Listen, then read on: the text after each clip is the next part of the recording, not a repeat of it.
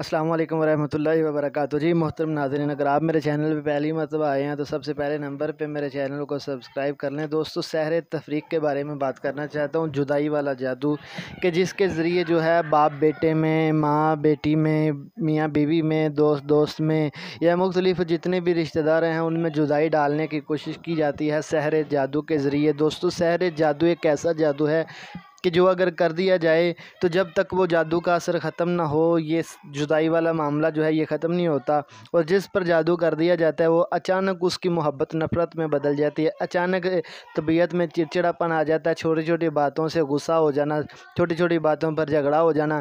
मियाँ बीवी में भी यही मामला तो होते हैं, छोटी छोटी बातों पर नोक चोक, छोटी छोटी बातों पर झगड़ा और बात बात पर तलाक का लफ्ज़ ज़ुबान पर आना, ये सारे मामला तो होते हैं। दोस्तों, इस जादू का जो है ना इलाज मैं आपको बताता हूँ। दोस्तों, थोड़ी सी मेहनत आपको करनी पड़ेगी, थोड़ी सी मेहनत करनी पड़ेगी, लेकिन अगर आप इस मुसीबत में, इस परेशानी में फंस चुके हैं तो इसका इलाज इंशाल्लाह मुकम्मल हो जाएगा और आप हमेशा अपनी ज़िंदगी जो है वो सुकून के साथ गुजार सकेंगे। इसलिए आपको जो मैं अमल बताने जा रहा हूँ, आपने ये अमल करना है और आप ये अमल करें इंशाल्लाह। ये आप अमल शुरू करेंगे, आपको 1-2 दिन में ही इसका रिज़ल्ट मिल जाएगा। जैसे ही आप ये अमल शुरू करेंगे इंशाल्लाह 1 से 3 दिन तक आपको इससे जो है बेहतरी महसूस होने लगेगी। अगर आप अपने ये अमल, अगर ज़्यादा बीवी परेशान करती है तो ये मर्द करे, अगर ये मर्द ज़्यादा परेशान करते हैं, अगर मर्द का मसला ज़्यादा है तो औरत ये काम करे, अगर ये दोनों नहीं कर सकते तो कोई तीसरा बंदा भी ये अमल कर सकता है। लेकिन ये है कि जो भी अमल करे वो परहेज़गार हो और अपना यकीन और ईमान जो है कामिल यकीन रखने के बाद ये अमल करे और अल्लाह से इस्तग़फ़ार करने के बाद अमल करें। नमाज का पाबंद होना बहुत ज़रूरी है, इसलिए नमाज की पाबंदी वैसे भी ज़रूरी है और जो बंदा ये अमल करेगा उसका नमाज़ी होना ज़रूरी है। अगर वो नमाज़ी नहीं है तो फिर उसको चाहिए कि सबसे पहले नंबर पे वो इस्तग़फ़ार करे, अल्लाह से तौबा करे और आइंदा नमाज़ पढ़ने की जो है वो नीयत करे, इरादा करे और ये अमल करे। अच्छा दोस्तों, अमल जो करना है, अमल का तरीक़ाकार ये होगा कि आपने ये करना है कि जिसको ज़्यादा मसला है उसको अपने सामने बिठा लेना है। अगर मियाँ बीवी में से किसी एक को मसला या दोनों को मसला है, आपने दोनों को साथ बिठा लेना है। इसके अलावा जो भी रिश्ता है, चाहे वो बाप बेटा है, माँ बेटी है, या बहन भाई है, या भाई भाई है, कोई भी है, आप इसका जो है ना ये तरीक़ाकार ये करना है कि आपने उसको अपने पास बिठा लेना है। उसको बिठाने के बाद आपने करना ये है कि आपने अपने पास जो है किसी बर्तन में पानी ले लेना है। पानी ज़्यादा पानी ले लें ताकि वो पूरा दिन वो उससे पी भी लें और साथ में जो है ना वो उस पानी का अपने घर में छिड़काव भी करे।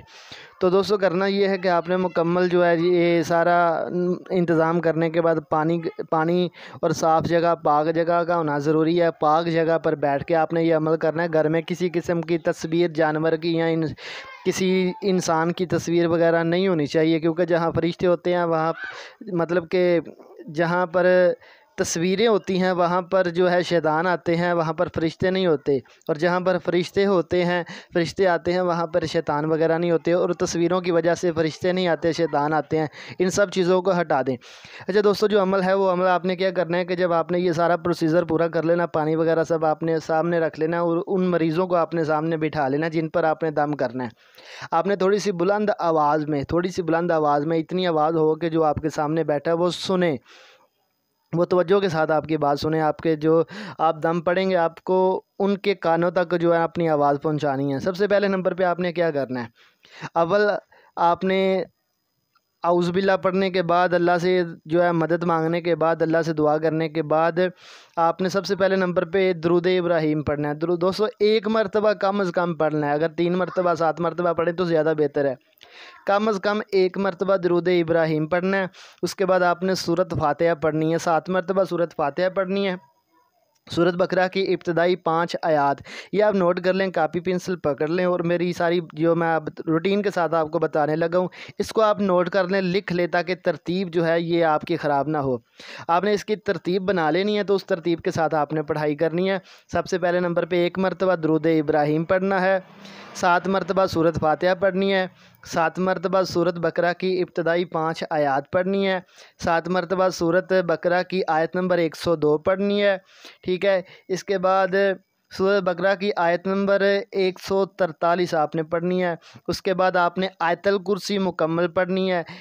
आयतुल कुर्सी मुकम्मल पढ़नी है। उसके बाद आपने आखिरी सूरत बकरा की आखिरी 2 आयात आमना रसूल, ये आपने दोनों आपने पढ़नी है 7 मरतबा, ठीक है। तो कम से कम 3 मरतबा ये आप पढ़ लें, ये 7 मरतबा ही ज़्यादा बेहतर है। इसके बाद सूरत आले इमरान की आयत नंबर 18 और 19, ये आपने 7 मरतबा पढ़नी है। सूरत अल अराफ, इसकी आयत नंबर 54 से लेके 56 तक, 54, 55, 56, ये आपने पढ़नी है 7 मरतबा। सूरत